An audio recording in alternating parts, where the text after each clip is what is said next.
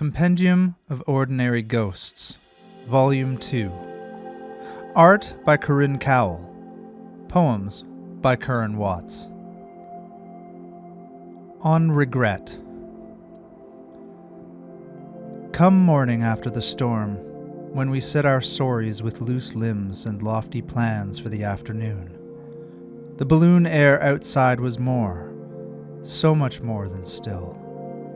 The agape atmosphere churned empty and abandoned, as some faceless lover that howling gale fucked and discarded. Outside, the stoic ravens left standing at attention on the fence posts. The placid marble sky balancing atop the stilts of prairie wheat. The only gentle flickering thing, a strand of silky sinew woven precariously through the naked poplar's digits, stretching with all its might from branch to moonbeam to windowsill, glistening, that telegraph from the unknown, reminding us. The way of this place. They took your body from the spare room where we hung the Monet print my father gave us, and stowed interlocutors from out of town, swept you in a black bag down the stairs, briskly as the late afternoon wind whips in and crack its neck on the banister, out into the brightest, most blinding morning the gods of this place could conjure. Traced your outline along those yellow shorelines, the hawks and the squawking gulls bent akimbo in the summer breeze, alongside every earthly body conspiring together with the order of things against our infinite grief.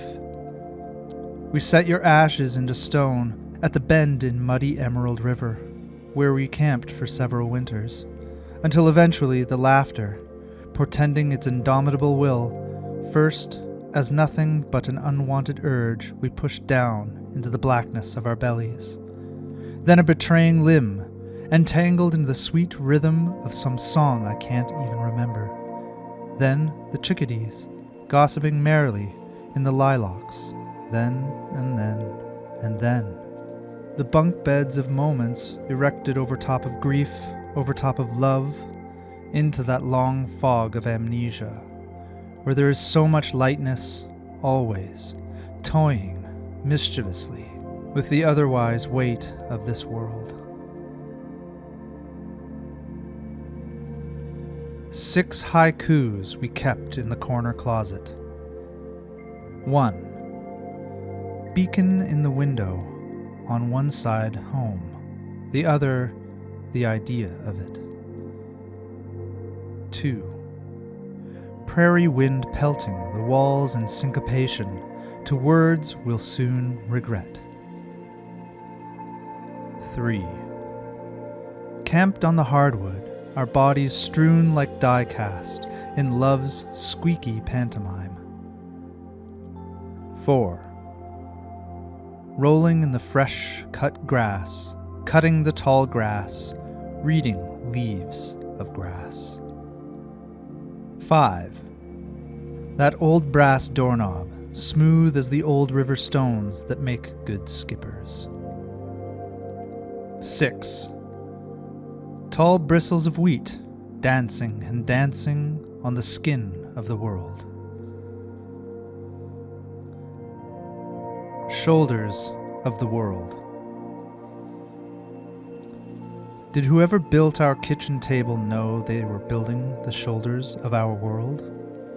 The bony scapula on which we piled bills, pancakes, grievances, anecdotes, even once our flaccid middle-aged flesh in some grave, futile attempt at resuscitation.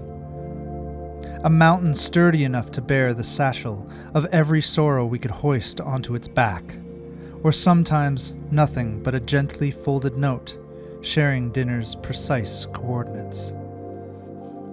The bridge under which we hid with bated breath, hoping never to be found, where errant feet collided, or atop of which small bodies clambered to make their proclamations or perhaps just change a light bulb. A bank where we deposited the day's highs and lows, as if news from some distant land stowed the loftiest dreams, or simply accounted for all the precious treasures we'd managed to maraud from the mundane. That rocky spine into which we dug our elbows, held our heads in our hands, or gripped its guardrails with anticipation as we ensconced and embellished our best and worst stories in hyperbole. The tomb we adored in our ineligible braille, with the nicks and scratches of our ordinary lives etched into epaulets on the shoulders of the world.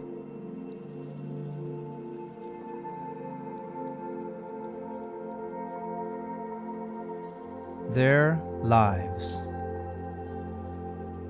We left our lives out on the front porch carelessly, like some old bicycle with flat tires no soul would care or dare to take. Then I found the 4 of them by the river, skipping stones, laying out our picnic blanket under the old poplar's scaly limbs where I watched them for a while, dart from sun to shade to icy emerald water and back again, before meandering up the coulee walls, along the path we'd trodden through, the ochre sea of wheatgrass dancing on the skin of the world. From the kitchen cupboards, they dug out one of those rare, carefree summer evenings, kicking their wet clothes into soggy piles, rolling sleeping bags out across the hardwood in the living room like die cast in love's squeaky pantomime. Outside, the mercurial clouds began to wring the orange from the sky, the prairie wind pelting its throngs against the panes.